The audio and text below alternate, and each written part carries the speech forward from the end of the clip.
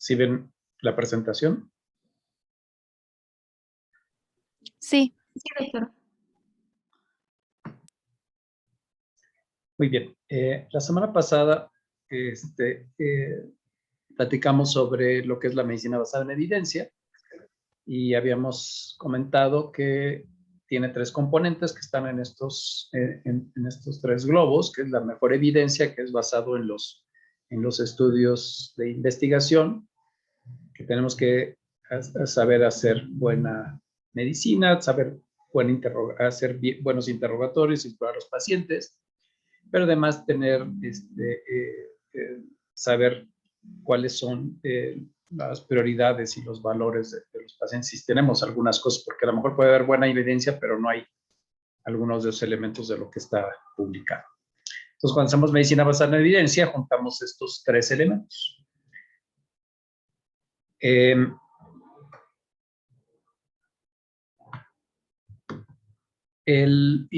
Y la medicina basada en evidencia tiene 5 fases, otra vez se las comento, que uno es elaborar la pregunta,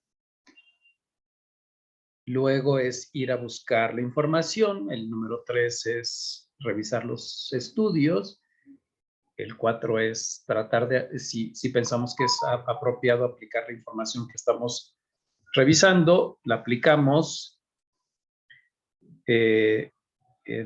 y el último sería cómo nos fue.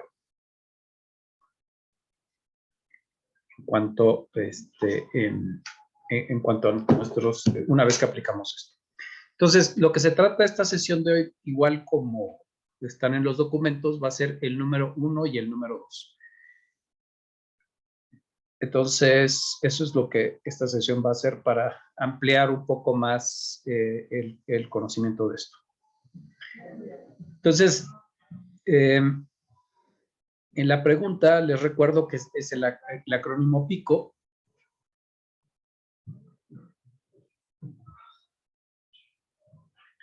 Que es la P es de paciente, la E intervención, la C de comparación y la O es desenlace, en inglés es el outcome.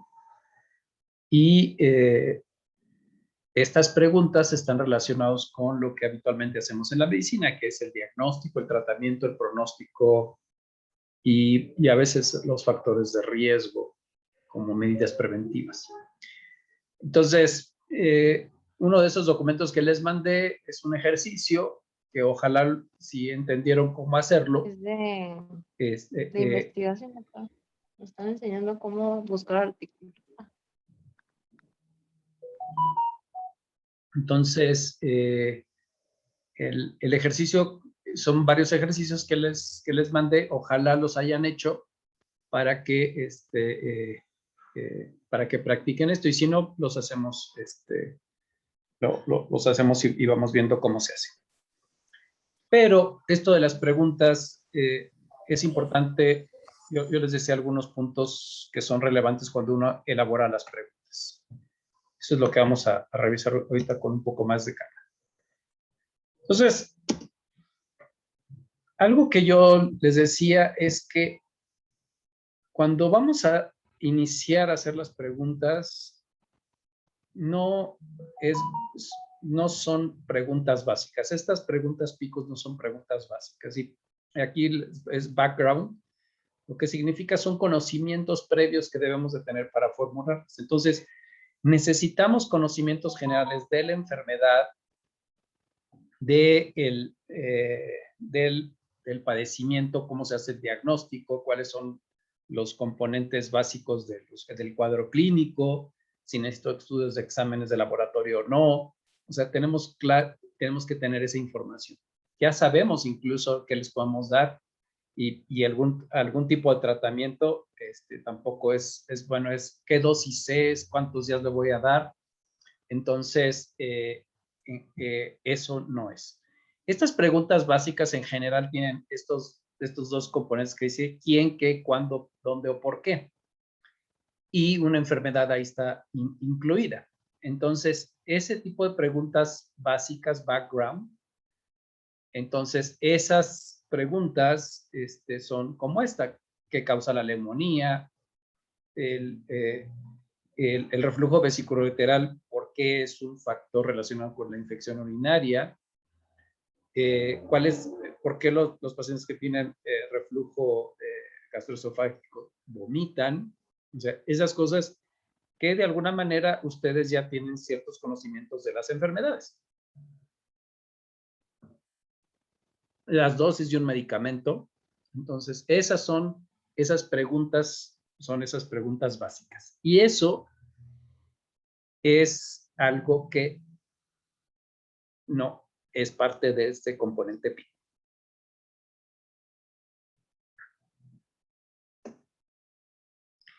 En cambio, las preguntas que van más allá, por eso se llama foreground, que son de primera línea o que van más allá de eso, son ya conocimientos más específicos sobre el tratamiento, diagnóstico, pronóstico. Aquí le puse tratamiento porque es más fácil de alguna manera verlo así, pero ya es más, va más encaminado de cuando ya sabemos qué le voy a dar, qué le puedo dar. Entonces, y aquí fíjense, a diferencia de las de background, tiene 4 componentes, el pico. Claro. Entonces, R de resultado de la pico, aquí le pongo resultado, pero es lo mismo en español.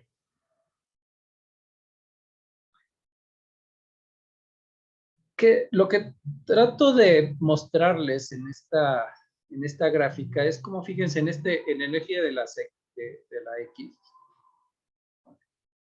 es la experiencia. Voy a pensar que cuando empezamos a estudiar medicina es el A. El B, a lo mejor cuando estamos ya en la residencia, y el C ya son las personas que tienen experiencia o ya tienen años de estar trabajando con un grupo de pacientes. Entonces, estos son años al B y al C. Y lo que representa esta gráfica es que conforme pasa el tiempo, las preguntas background van disminuyendo y las preguntas foreground van aumentando. Por eso este esquema que está del lado derecho, aquí en foreground, es más grande que que sticky background, y al revés. Cuando empezamos a estudiar medicina, estamos estudiando muchas cosas que no sabemos, pero como ya tenemos cierto conocimiento, progresivamente necesitamos menos conocimientos teóricos básicos y lo vamos ampliando a preguntas más específicas porque ya tenemos conocimientos de las enfermedades, de los tratamientos, etc.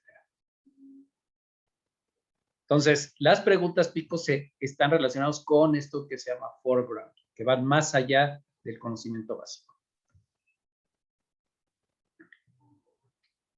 Las preguntas que están relacionadas específicamente con la medicina basada en evidencias es sobre lo que hacemos todos los días en la medicina.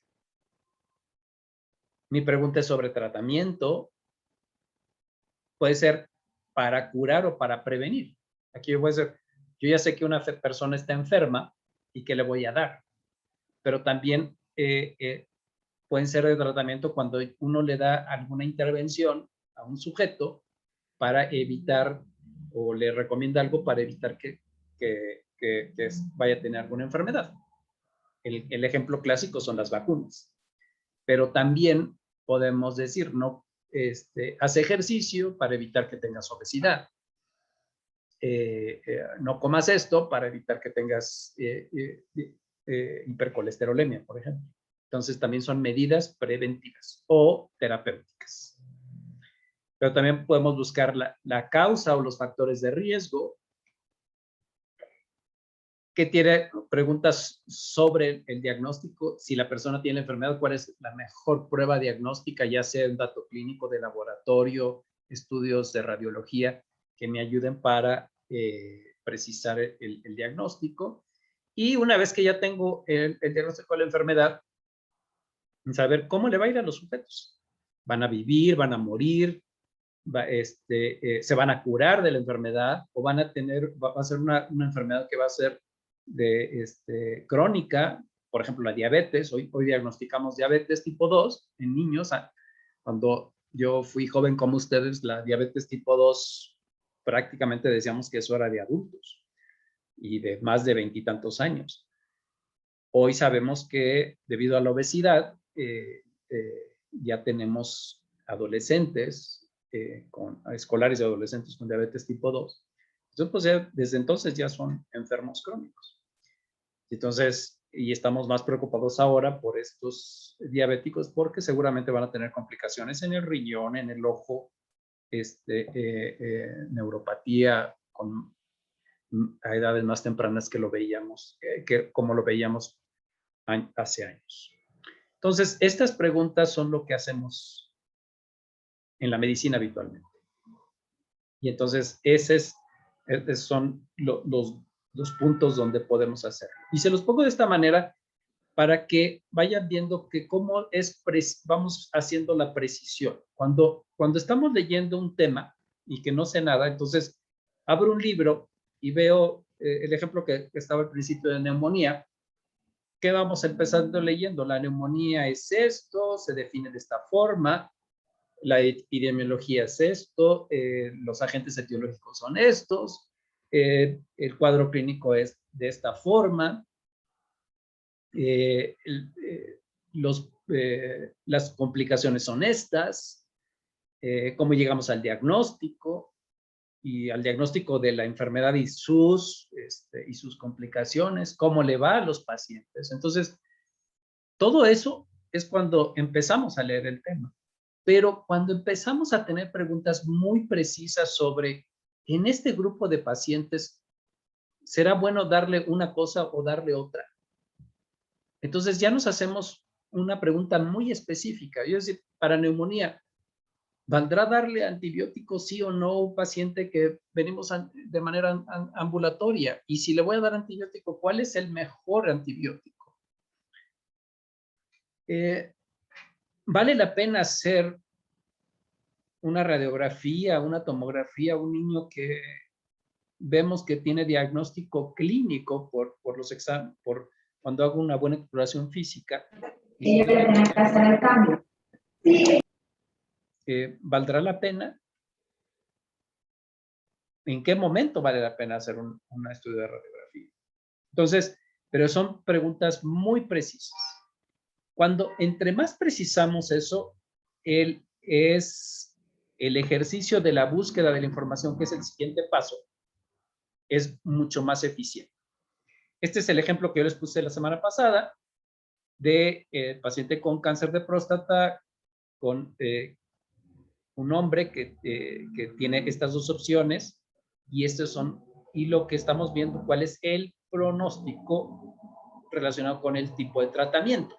Y básicamente estamos hablando de tratamiento. ¿Cuál tratamiento será mejor para disminuir la muerte, para que los pacientes tengan menos probabilidad de impotencia o de incontinencia? Cuando hablamos, este es un ejemplo, ahora vamos a ver un ejemplo de factores de riesgo. Y este es un escenario.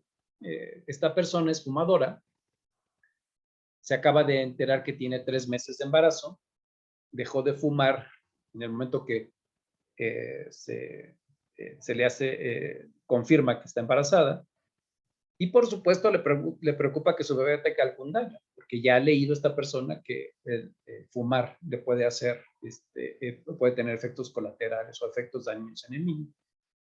Y también le preocupa cómo va a ser su desarrollo, en particular el desarrollo neurológico. Y entonces aquí surge la pregunta. Si fumar durante el primer trimestre del embarazo pudo haber tenido algún daño para su bebé. Y no es así, no es una pregunta muy genérica, es decir, ¿fumar es malo? No. Aquí es específicamente fumar en el primer trimestre. ¿Cuál puede ser el efecto en su bebé? Si lo trasladamos esa pregunta al acrónimo PICO, entonces la población de estudio van a ser los hijos de las madres fumadoras, en particular los bebés.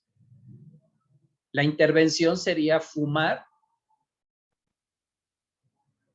en comparación con no fumar. El I es fumar en comparación con no fumar.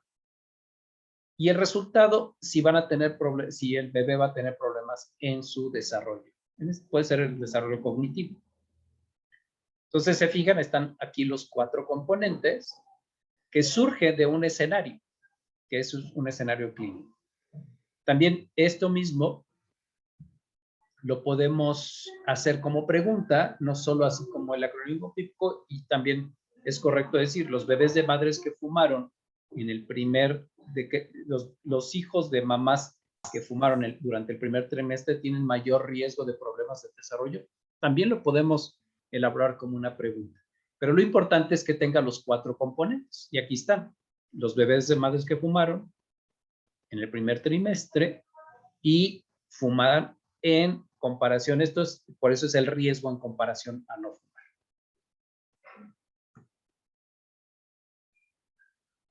Entonces ya vimos 2 escenarios ahorita. Uno es sobre tratamiento. El segundo fue como un factor o causa de posible problema, un factor de riesgo para desarrollar enfermedades. Ahora vamos con un tercer elemento que puede ser el diagnóstico. Y aquí lo que se trata es de identificar las diferentes, si una prueba es mejor que la otra para poder establecer el diagnóstico de certeza. Generalmente tenemos los estándares de oro. Entonces, y probablemente el estándar de oro, voy a decirlo, el estándar de oro para cáncer es hacerle una biopsia del tumor donde está ese tumor. Pero probablemente, yo decía, ¿qué tan bueno puede ser una tomografía y una resonancia para poderlo diagnosticar? Entonces, los estudios que hay para eso es que comparan el estándar de oro, en este caso la biopsia, contra los estudios, contra otros estudios para saber qué tanto se acercan al diagnóstico de la biopsia. Y entonces, entre más concuerdan los exámenes, o en este caso una resonancia o una tomografía, con si tiene o no tiene la enfermedad, entonces ese estudio, la tomografía o la resonancia, va a ser mejor. Y eso lo llamamos en términos de investigación, si se acerca al diagnóstico, confirma el diagnóstico, se llama sensibilidad, y si descarta el diagnóstico, se llama especificidad. Entonces, en esos términos sabemos que una prueba, ¿qué tanto se parece a eso? Entonces, una prueba que es 100% sensible y 100% específica, significa que es prácticamente igual que el estándar de oro para hacer los diagnósticos. Entonces, aquí va el escenario. Como parte de la evaluación de pacientes ancianos, incluimos la audición. Hay una prueba que se llama la voz susurrada. Es decir, le susurro al oído para ver si el paciente me puede identificar lo que le estoy diciendo en voz baja. ¿Cuál sería la pregunta? ¿Cuál sería la pregunta? En este caso es la voz susurrada en comparación con el estándar de oro, que sería la prueba de audición. El resultado sería qué tanto si en términos de sensibilidad y especificidad, identifica, se parece a la voz susurrada a la prueba que es el estándar de oro, que es medidas por audiometría. ¿Hay preguntas hasta aquí? Y entonces, ahora vamos a ver los ejemplos. Quienes llegaron un poquito después, espero que ya tengan los escenarios para elaborar las preguntas pico. ¿Sí los tienen todos? Porque ahorita vamos a hacer ese ejercicio para que tengan para que sea más práctico y menos teórico esto. Los de Magrero, que fue uno de los que llegaron al final, sí les llegó la información. Con que me levanten la manita, no pasa nada, aunque no abran el micrófono. Sí nos llegó, doctor. Muy bien. Ok, entonces vamos a hacer ese ejercicio y a ver si todos más o menos lo hicieron bien. Ok.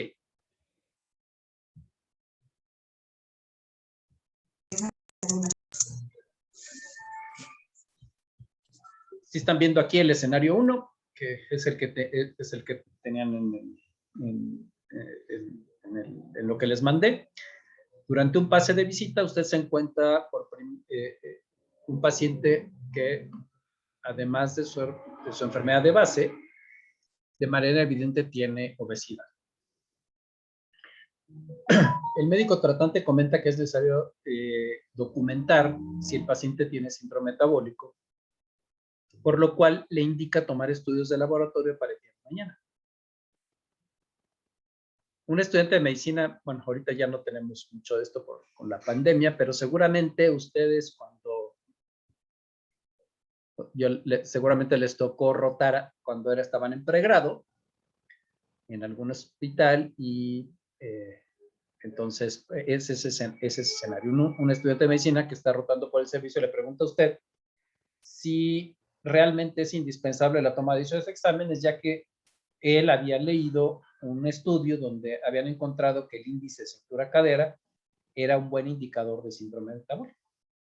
Entonces, el cuestionamiento era, es decir, si yo nomás lo mido al sujeto y hago esta relación de cintura-cadera, que en este caso es si la cintura siempre es más grande que la cadera, entonces, o sea, tener obesidad, pues estar panzón, entonces eso significa que probablemente tengan síndrome metabólico.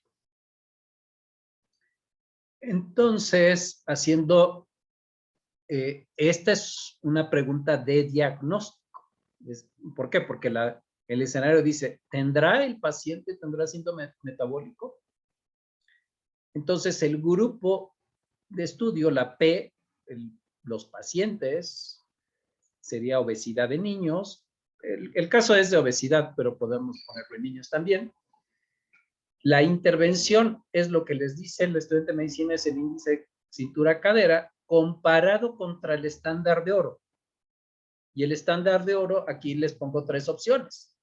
Hay criterios del síndrome metabólico con la OMS, con otro criterio que se llama TP3, y en los últimos años de la Federación Internacional de la Diabetes lo utilizan, y eso es lo que el médico tratante estaba solicitando, que era que le tomaran la presión arterial, que le midieran bien la cintura y que pidieran triglicéridos, colesterol y HDL. Esos son los criterios que utiliza cualquiera de estos tres formas que les pongo aquí. Y el resultado es si tiene o no síndrome metabólico. Entonces ahí está el acrónimo PICO puesto. También como pregunta pudo haber hecho en pacientes pediátricos con obesidad, ¿cuál es la capacidad diagnóstica? En ese sentido, yo les decía hace rato, es sensibilidades para identificar que sí tiene, especificidades para descartar, para la detección de síndrome metabólico en comparación. Aquí les pongo específicamente contra ATP3, porque ahí como tenemos 3 opciones, es posible que, como lo vamos a ver un poquito más al rato, entre más opciones tengamos, nuestra búsqueda va a ser mucho más amplia. Pero de acuerdo a lo que investigamos en el tema. Pero aquí me sirve para decirles lo siguiente. Obviamente, ustedes tendrían que tener el conocimiento de cuáles son los criterios y cuál van a usar. Y entonces, por eso es que la pregunta la pongo específicamente así, para que nada más tengan una sola opción. Entre más opciones tenemos, lo que va a significar es que si yo pongo esos 3 criterios en mi búsqueda de información, me van a salir más artículos. Y la eficiencia de los artículos no es tener más, sino tener 1, 2 o 3 que me ayude para que pueda, para que lo pueda leer en caso de que tuviera poco tiempo. ¿Tienen alguna duda, pregunta, observación?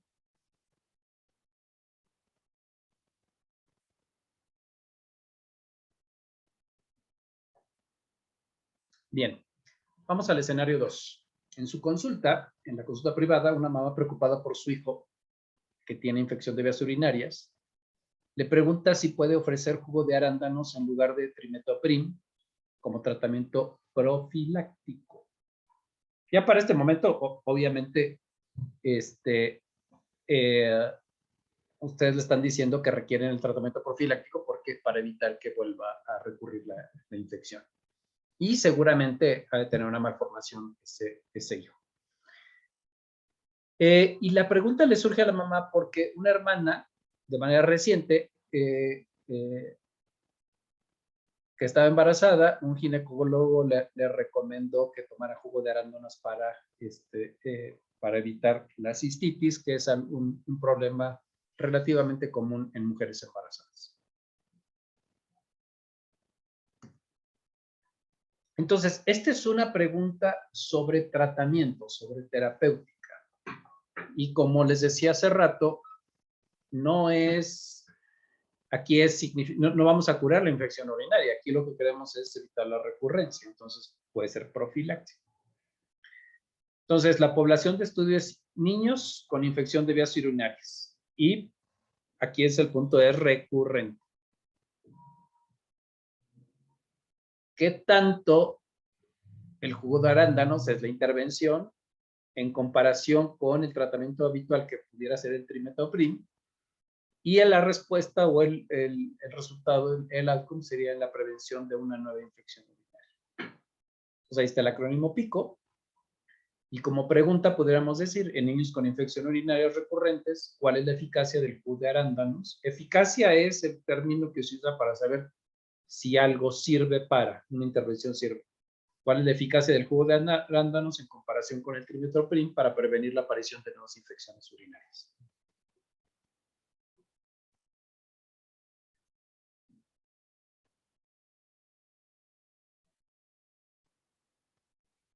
Yo espero que alguno de ustedes haya hecho el ejercicio y que ahorita lo esté revisando para ver si más o menos lo resolvieron bien.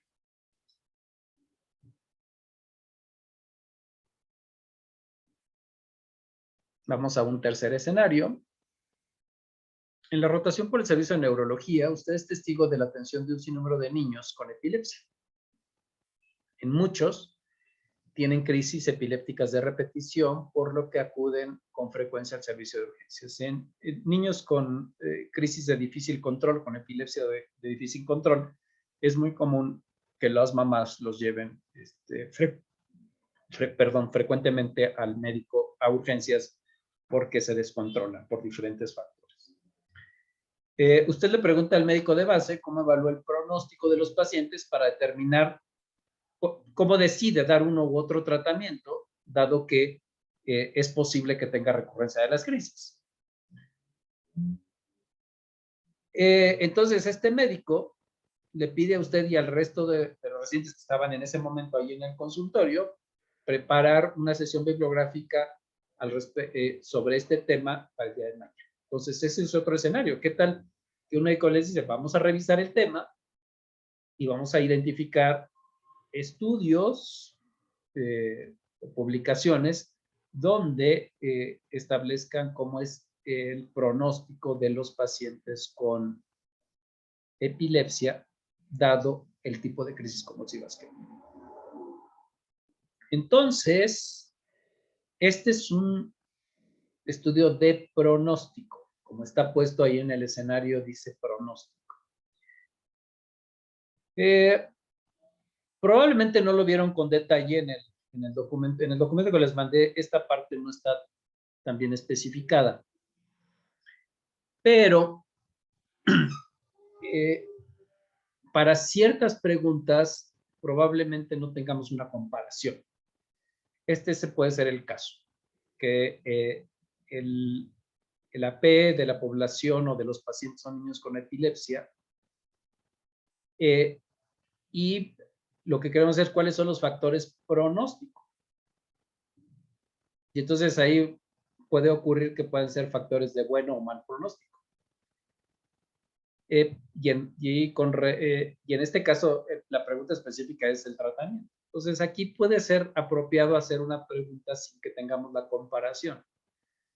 Niños con epilepsia, ¿cuáles son los factores pronósticos? En pregunta puede ser cuáles son los factores pronósticos asociados a la recurrencia de crisis convulsivas en niños con epilepsia. Uno de esos puede ser el tratamiento, como estaba en el escenario.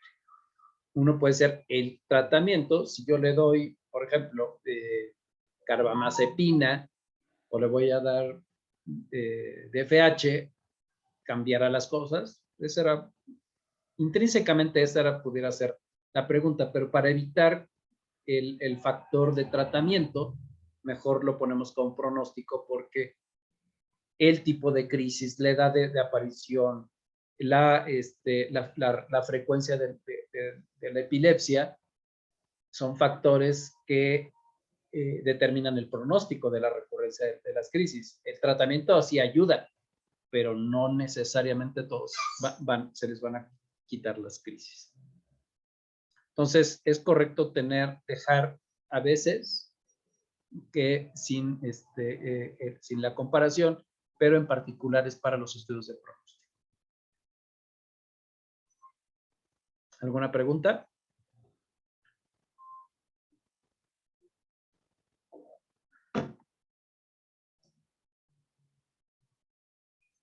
El cuarto escenario, bueno, ahorita que lo veo está un poco desfasado porque ahora se llama IMSS Bienestar, ¿verdad? Ahora ya no es Prospera. Cuando usted realiza, en 2 años, en el tercer año, ustedes van a ir a hacer el servicio social y van a ir a una unidad de segundo nivel, donde en general el tercer año completo, los residentes de medicina familiar ahí terminan la residencia. El tercer año lo hacen 1 año, y los de especialidades troncales, como ustedes de pediatría o de cirugía, de medicina interna, hacen 4 meses. Ellos se quedan el año completo, los residentes de medicina familiar. Entonces, un residente de medicina familiar se acerca para preguntarle si el uso de racecadotrilo lo podría utilizar para niños con diarrea aguda, ya que sabe que tiene en este momento ahí varios sobrecitos de racecadotrilo, y entonces no sabe si es conveniente o no dárselo, porque él sabe, esta persona sabe, este residente, que en general los niños no deberían de recibir nada, solo la rehidratación oral y cualquier tipo, los antibióticos y los antidiarreicos no funcionan. Pero racecadotrilo pareciera ser que puede tener alguna indicación.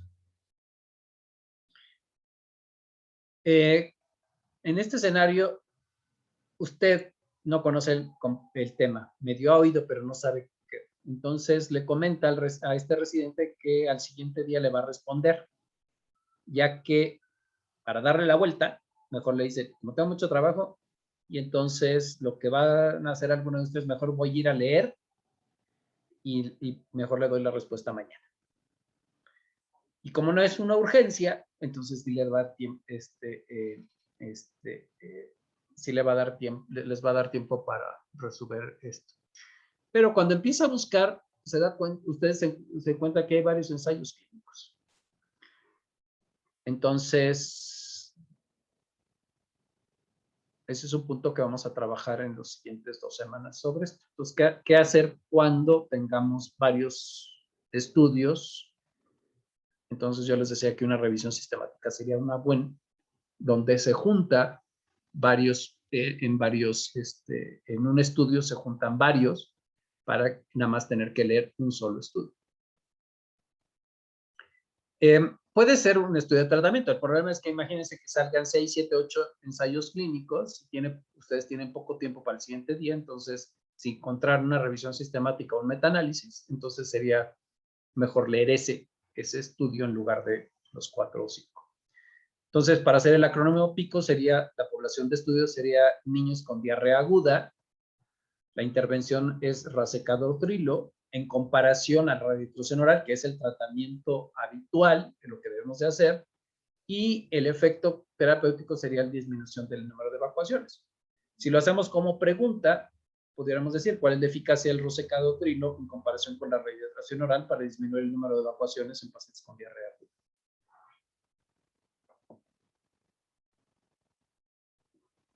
Y esos son los 4 escenarios que les dejé.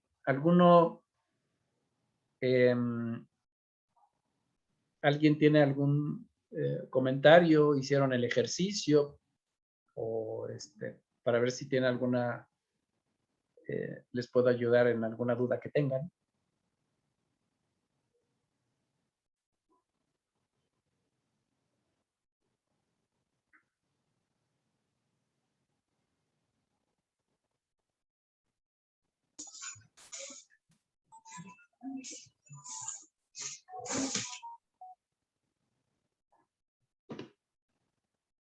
¿Nadie? ¿Fue muy claro? ¿Quieren que lo repita?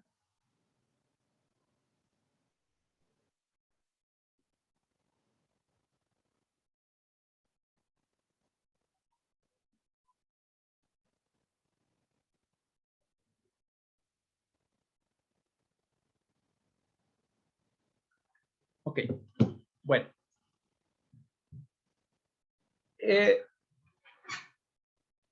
Este ejercicio de la pregunta PICO es para reducir la búsqueda. Para el segundo paso, para el tercer paso, además después de la medicina basada en evidencias, se elabora la pregunta y luego vamos a buscar la información. Para llegar a tener en el tercer paso el estudio, tenemos que tener una búsqueda eficiente de la información, y la búsqueda eficiente de la información está relacionado con los puntos que están puestos allí en el acrónimo PICO. Ahí estamos identificando cuáles son los puntos principales que vamos a hacer en nuestra búsqueda. Entonces, el ejercicio que ahora les voy a plantear está relacionado con la búsqueda de manera específica en PubMed. No está basada en Google porque es un tema mucho más amplio. Yo no les recomiendo eso. Esta forma que les voy a platicar, les voy a enseñar, es algo que está muy probado y que hace mucho más eficiente la búsqueda, pero se basa en que tengan ustedes primero elaborada la pregunta para que no vayan a ¿cómo es? ¿Qué quiero hacer? Sino siempre hagan su pregunta, anótenlo y decir, identifiquen esos 4 puntos, porque la pregunta les va a ayudar a tratar de identificar esos elementos, y entre más número en el buscador le pongamos más identifiquemos mejor los puntos. La idea es que me salga un solo artículo, 2 artículos, nada más, pero que esos artículos sean apropiados para responder esa pregunta que me hice. Entonces, por eso es importante que ustedes lo pongan, lo identifiquen. Entonces, ahora les voy a poner esta parte del ejercicio que les comento.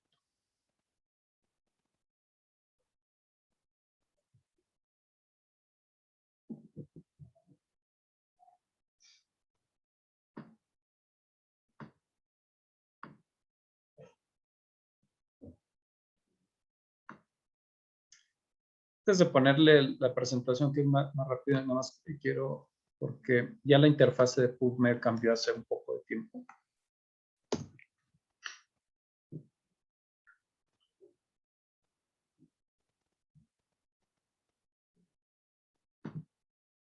Entonces, yo supongo que varios de ustedes, o no es que la mayoría ya la conocen. Esto es PubMed, esta es la interfase actual, pero atrás de eso es exactamente igual, la búsqueda de lo que yo les voy a enseñar.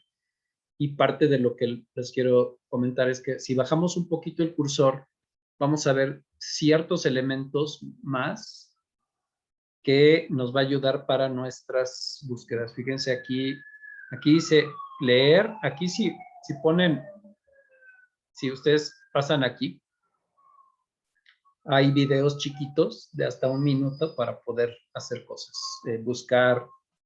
Podemos buscar con más precisión algunas cosas. Por ejemplo, este Single Citation Matcher.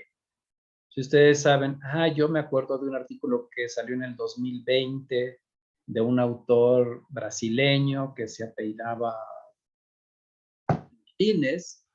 Entonces, si ustedes tienen esos 3 elementos, probablemente encuentren ese artículo. Y esta parte que yo les voy a enseñar un poquito más es la base de datos que se llama MESH. M-E-S-H es Medical Subheadings, base de datos de... Entonces, yo les invito primero a evitar empezar a escribir aquí luego. No, vamos a hacerlo, aunque parece un poco tardado, pero al final es mucho más eficiente la búsqueda.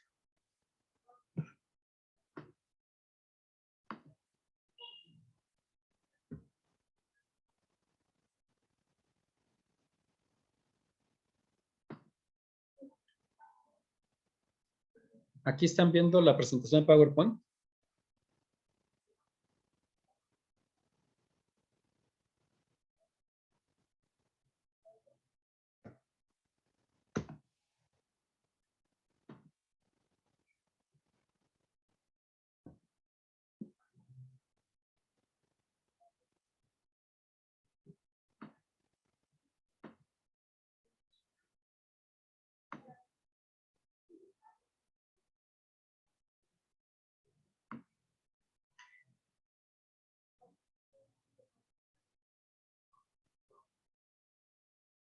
Cuando estamos, siempre que estamos enfrente de un buscador, siempre tenemos la tentación de empezar a leer, a escribir aquí. Entonces, en este punto, en la otra interfase que les decía, siempre busquen antes de iniciar en Mesh Database, por favor, en lugar de ponerlo aquí, porque podemos, esta base, recuerden que está hecho por gente que habla inglés. Entonces, es posible que no escribamos bien la palabra que tengamos. Pero además, esta base de datos está integrada por bibliotecarios que utilizan los términos MESH, no son palabras clave, se llama Medical Subheadings, para poder ingresar los diferentes publicaciones que existen. Este es un ejemplo donde estamos buscando, es una pregunta de diagnóstico y para saber si cuál es la prueba diagnóstica mejor para identificar hipocalcemia en el recién nacido. Varios de ustedes, si no es que casi todos en los hospitales que están atienden recién nacidos, y entonces la hipocalcemia es un fenómeno que ocurre con cierta frecuencia, particularmente en los niños que nacen asfixiados. Entonces, yo escribí de primera intención hipocalcemia y solo fue lo que busqué y le dije, búscame qué hay de hipocalcemia. Entonces, aquí vemos que son 9,935 artículos. Entonces, cuando le salen más de 100 artículos, no es una buena búsqueda. Aquí me salieron 10,000. Y entonces, cuando no conocemos bien los sistemas, lo que podemos decir es que voy a revisar uno por uno. Y entonces,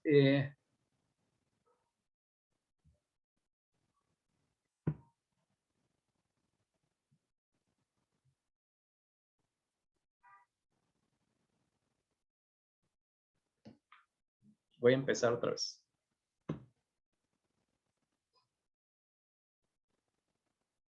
Si no me dicen, yo me sigo. Avísenme, pónganme una manita por ahí, algo para saber si dónde están. ¿Sí? Gracias que me dijiste, Grace Montes, por favor. Okay.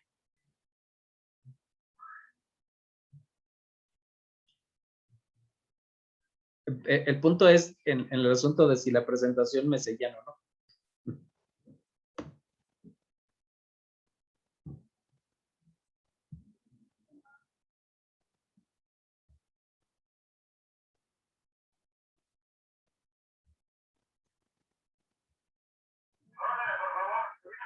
A ver, ahí ven, este es en vivo en internet, estoy en la página de PubMed. ¿Ven esa página? Sí, doctor. Ok, bueno. Entonces, yo lo que les comentaba hace rato es que siempre empezamos aquí, y voy a hacer el mismo ejemplo aquí, lo voy a hacer en vivo. No lo quiero hacer a veces en vivo porque luego si me falla el internet, luego no me sale. Entonces, yo les decía que es importante que no hacer esto, pero vamos a hacerlo porque es posible que no sepamos cómo se dice hipocalcemia en inglés. La ventaja que tiene los últimos años es que uno puede ir escribiendo y ya les da ciertas opciones. Entonces, yo escribo hipocalcemia, fíjense, como voy escribiendo, me van apareciendo opciones.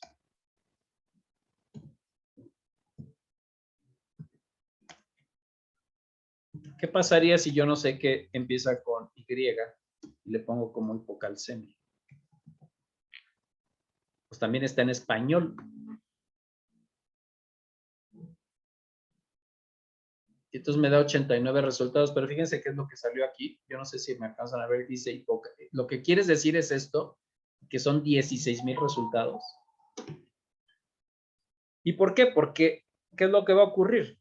Si yo lo pongo en español, me va a reducir el número de posibles artículos que van a hacer y probablemente no todos los artículos que estén en español me van a dar respuesta. No porque la hipocalcemia en español esté equivocado, pero probablemente no sean los mejores estudios o no hay estudios suficientes para eso. Entonces, es mejor, y dado que es una base de datos que está hecha mejor para artículos escritos en inglés, es mejor ponerle hipocalcemia. Y entonces, lo que yo les pone aquí es 16,451 resultados. Entonces, solo por ver el número, esto no está bien. Entonces, no van a buscar más. Entonces, vamos a ir reduciendo la búsqueda. Si yo voy bajando y vemos el menú izquierdo, perdón, vemos aquí opciones. Uno de esos es la edad. Si, como mi grupo de estudio es hipocalcemia neonatal, entonces hago el filtro. Yo cuando escribo, fíjense, ya lo puso acá. ¿Y qué pasó? Me redujo como de 16,000 a 1,300. Ya solo el 10% de eso. De todas maneras, sigue siendo muchísimo la cantidad de estudios. Yo les decía que 1, 2 o 3 artículos más. Ok. Entonces, esa no es la mejor estrategia. Entonces, me voy a regresar a la página principal. Y voy a bajar y voy a ver estos otros menús que están aquí. Y aquí dice Mesh Database. Le voy a dar un clic. Si me están siguiendo, aquí yo no sé si alcanzan a ver, este es un bosque. Los términos MESH, ME es medical, S es sub y H es health, headings, es subencabezados médicos. Es como un bosque porque todo se relaciona. Entonces voy a escribir hipocalcemia. Entonces, conforme voy escribiendo, me van apareciendo opciones. Voy a ponerla aquí. Y entonces me salen opciones. Y fíjense, aquí ya nos da una definición. Reducción del calcio en la sangre por debajo de lo normal. Las manifestaciones incluyen sueño hiperactivo, problemas, el signo de Chebostek, bla, bla, bla. Ok. Entonces, este es el dato que yo quiero. Lo selecciono. Y aquí tengo otra opción que se llama PubMed Search Builder, una caja de búsqueda. Y entonces aquí abajo dice add, o sea, agregar a esta cajita. Y se lo pongo. Fíjense qué ocurrió. Me pone entre comillas la palabra y luego le agregan el término mesh, que es la forma cómo es la forma más eficiente de eso. Voy a poner aquí Search PubMed. Y vamos a ver qué es lo que nos aparece.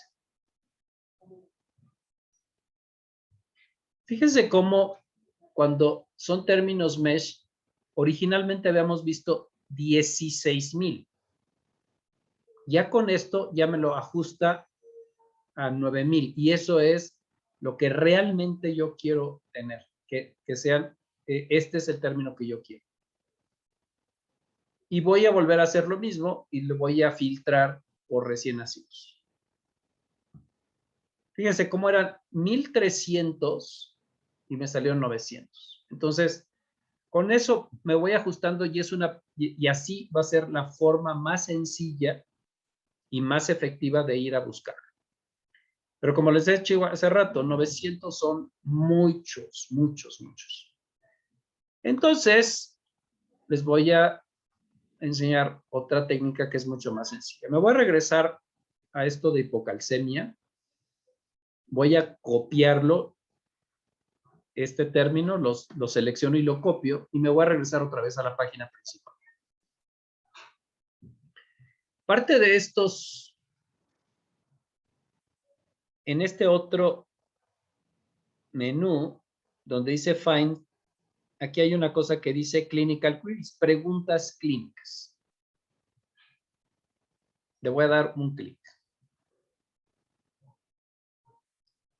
Esta es una herramienta que es parte de la plataforma, que está, así dice, que aquí lo que trata es de refinar la búsqueda en tópicos específicos de la práctica clínica. ¿Por qué? Porque cuando yo busco hipocalcemia, pueden ser estudios en animales, pueden ser estudios básicos de fisiología, puede ser de plantas, puede ser de otras cosas, aunque sean. Entonces, esto está hecho más para los médicos. Entonces, ya había copiado hipocalcemia y lo copio aquí, pero incluye este corchete que está el término mesh. Fíjense aquí en donde dice filtrar. Si yo le doy un clic, me aparece estas preguntas, estos puntos que yo les había comentado en las preguntas, cuando estamos haciendo preguntas pico. Terapia, diagnóstico, etiología y pronóstico.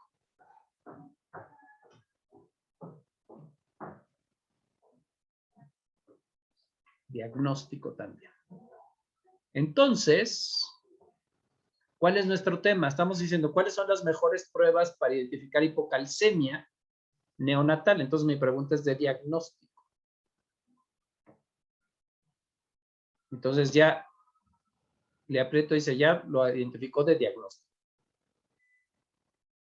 Pero además, tengo el enfoque. Y aquí tengo dos opciones. Broad, que es amplio, me habla de todos los estudios. Si yo coloco en narrow, lo que me va a buscar son los mejores estudios de pruebas diagnósticas del tema que tengo. Entonces, cuando yo le pongo narrow, me va a identificar solamente los mejores estudios de prueba diagnóstica. Entonces, ya hago eso. Y fíjense cómo aquí aparece resultados de diagnósticos clínicos de diagnóstico y en narrow, junto con hipocalcemia. ¿Cuántos tengo? 128. 128 estudios. Había tenido 900 solo con la palabra. Entonces, voy a ir a verlos, a ver cuántos son. Voy a ir a buscarlos. Entonces, me va a la página principal que ya hemos visto. Tenemos 128 y fíjense cómo hizo, ya cómo está la búsqueda. Dice hipocalcemia, diagnóstico, y ya incluye esto. Ahora, otra vez voy a colocar recién nacido.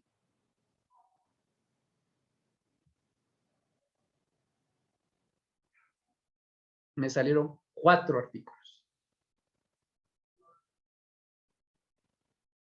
1, 2, 3, 4. Y entonces aquí hay uno que dice sensibilidad y especificidad de muestras de orina, evaluación de pruebas diagnósticas de hipocalcemia en recién nacidos críticos, predictores de hipocalcemia en mujeres diabéticas y detección temprana de hipocalcemia en recién nacidos de pretérmino con el QTC. Entonces, este ejercicio yo lo he hecho varias veces y no es porque yo haya participado en este estudio, pero fíjese, aquí está mi nombre y aquí es otra doctora que también está en el Hospital de Pediatría. Este doctor, el doctor Raúl Villegas, ahora es el jefe de neonatología en el Hospital Infantil de México, pero él estuvo muchos años en el Hospital de Pediatría antes de jubilarse. Y entonces, ese estudio habla de cuál es la sensibilidad y especificidad de los del QTC y QT para el diagnóstico de hipocalcemia en recién nacidos críticos. Entonces, aquí dice que el QTC es bueno para poder identificar. Cuando no tenemos, en dado caso, el calcio iónico, que es el diagnóstico de certeza de la hipocalcemia, porque el calcio total no nos ayuda mucho. Entonces, en ese caso, tomarle un QT ayuda más para la identificación de niños que tienen o no hipocalcemia neonatal.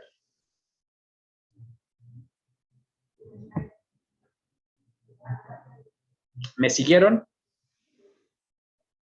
¿O fui muy rápido?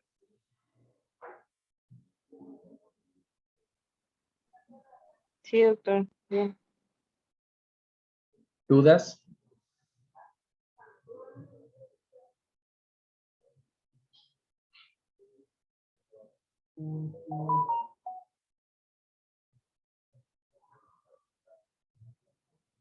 ¿Quieren que haga otro ejercicio con uno de los escenarios que vimos? Ok. Vamos a ver este del rosecadutril.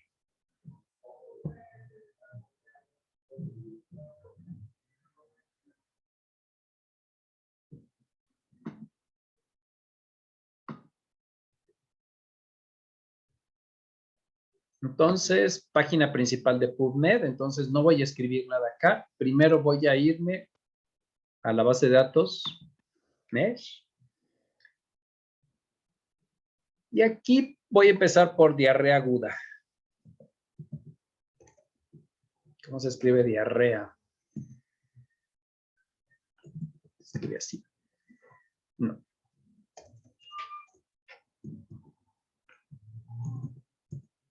Tampoco.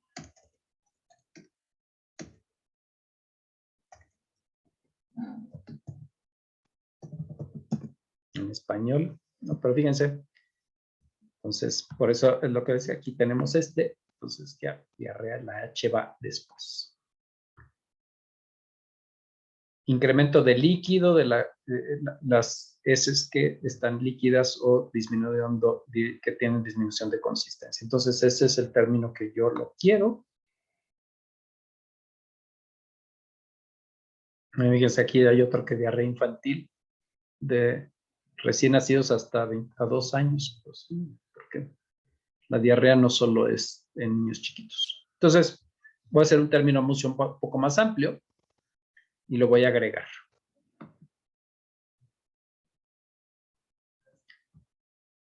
Luego, vamos a buscar, bueno, para hacer, vamos a decirlo por pasos, si aquí le pongo buscar en PubMed, ¿qué va a pasar?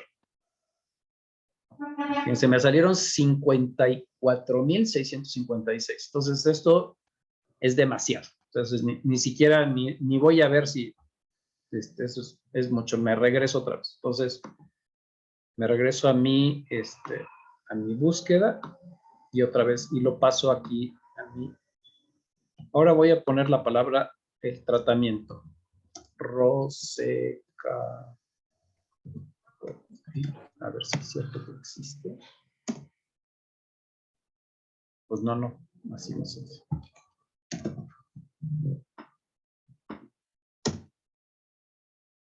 Entonces estaba mal escrito y se llama racecadotrilo, no rosecadotrilo, está más escrito en el escenario. Y entonces aquí nada más me apareció uno, no me aparecieron otras opciones. Entonces no necesito seleccionarlo y lo paso aquí a mi cajita de búsqueda.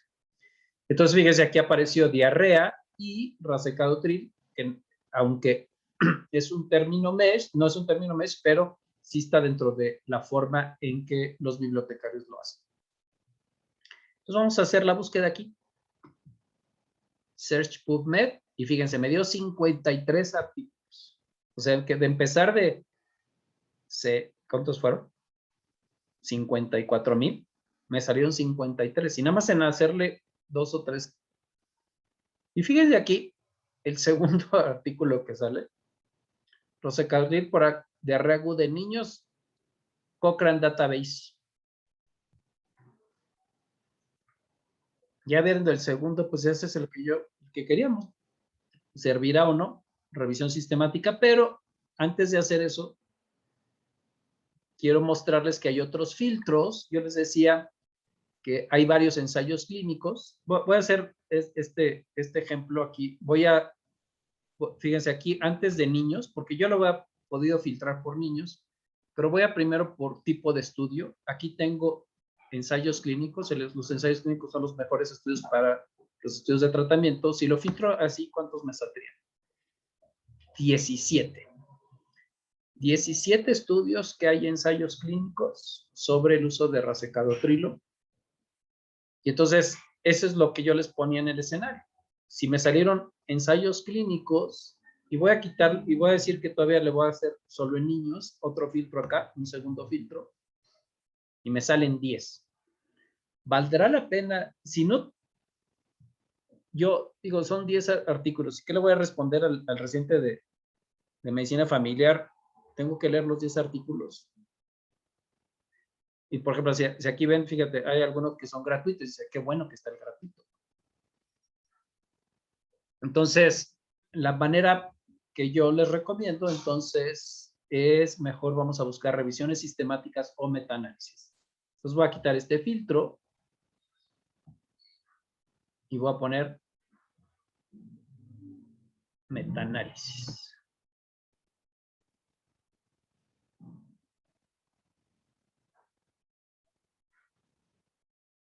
Voy a quitar lo de niños a ver cuántos metaanálisis hay sobre eso. Son los mismos 6. Pero fíjense, hasta arriba me sale este que ya les había señalado. Racecadotril por diarrea aguda y además es gratuito. También el de abajo, también es gratuito. Entonces ya lo veo. ensayos clínicos que comparan rasecadotrilo, fíjense aquí dice contra placebo o sin intervención. Y son ensayos clínicos con 1140. Aquí son 7 ensayos clínicos. Para este momento, en 2019, había 7. Ahorita ya parece que hay más. Pero aquí la ventaja, veamos este menú derecho, y solo con hacer un clic me va a llevar directamente al artículo. Le voy a poner un clic aquí. La semana pasada yo les puse la biblioteca Cochrane, y aquí está. Y yo puedo bajar en PDF, bajo mi artículo.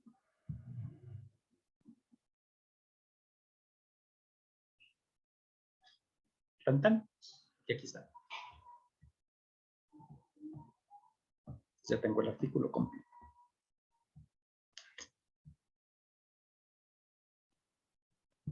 ¿Y cuánto nos tardamos? Y yo les decía, un artículo. Si la búsqueda es buena, es un artículo. ¿Y cuánto fue lo que se tardó uno? Pues, obviamente, yo que tengo experiencia y que lo he hecho varias veces, esto no varias, muchas veces, entonces ya para mí es mucho más eficiente la búsqueda. Pero yo les recomiendo que ustedes lo practiquen para que sigan, para que ustedes perfeccionen y hagan más eficiente su búsqueda. Fíjense que en este segundo ya no me metí a Clinical Queries. ¿Por qué? Porque ya vi que fueron muy poquitos. Ya con los filtros que hago en la página principal, ya no es necesario que me vaya a los filtros, al Clinical Queries. Entonces, esto ya no tengo que copiar y pegar. Esta forma que lo hice, digamos que es más directa en la aplicación principal de PubMed. ¿Qué les pareció? Algunos de ustedes ya tienen la experiencia de esto, supongo, ¿no?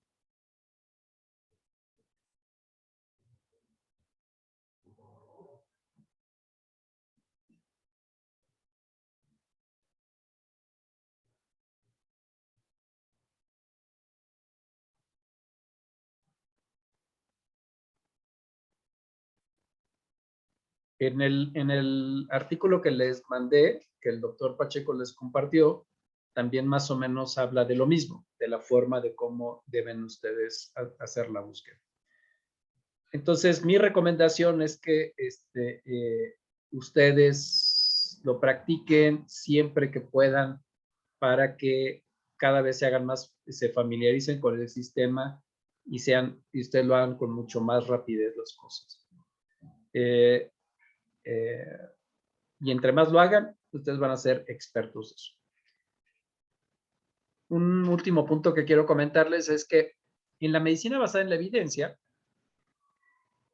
1, 2 o 3 artículos es la forma que debemos de tener al final. ¿Por qué? Porque a lo mejor uno no me lo responde y tengo que leer otro, pero 2 o 3 artículos, no me responde completamente la pregunta.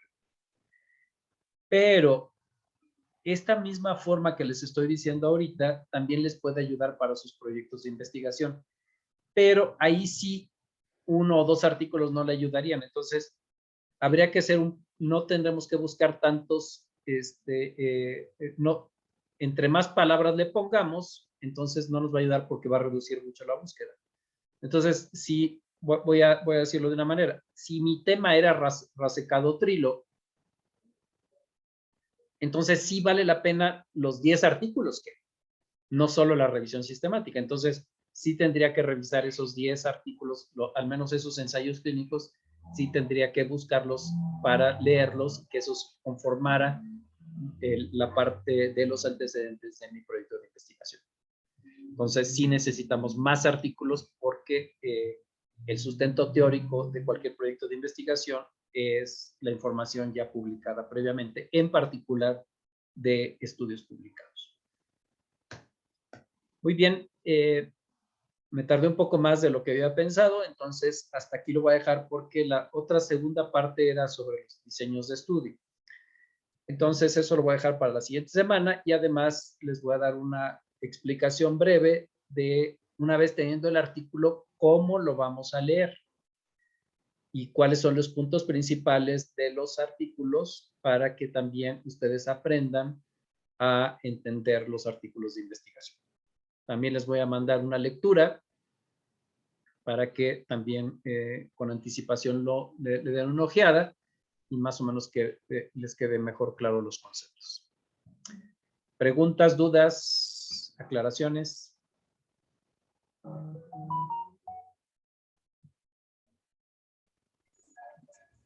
Doctor, o sea, sí estuvo interesante su clase. O sea, yo había utilizado de toda la carrera PubMed, pero nunca me habían enseñado esa parte. Entonces, creo que para eso es importante porque sí, bueno, yo no sabía cómo llegar a ese punto de tan poquitos. Sí, por eso hay que ver todo. Por eso la primera recomendación, no nomás escribas el primero que se ve, que hay otras herramientas, hay otros filtros que puedes usarlos. Y como les dije, entre más lo uses, te va a ser más familiarizada con ello. ¿Sí?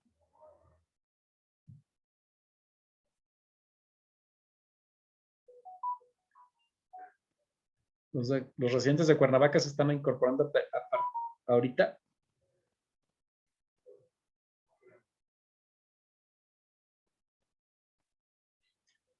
Si hacen, ¿saben otra cosa? Si hacen si quieren hacer una práctica, háganlo con los otros 3 escenarios y me platican cómo les fue. Puede ser. Óigame, no me salió y lo podemos hacer en vivo si quieren. Podemos empezar la sesión de la siguiente semana haciendo un ejercicio con los otros escenarios. Pero bueno, depende de ustedes, lo que ustedes me digan. ¿Sí? Sí, gracias, doctor.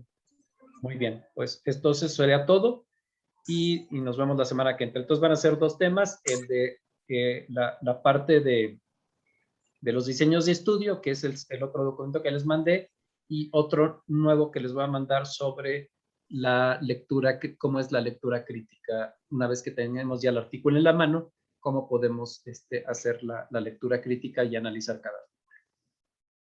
Muy bien, que tengan buena tarde, cuídense mucho.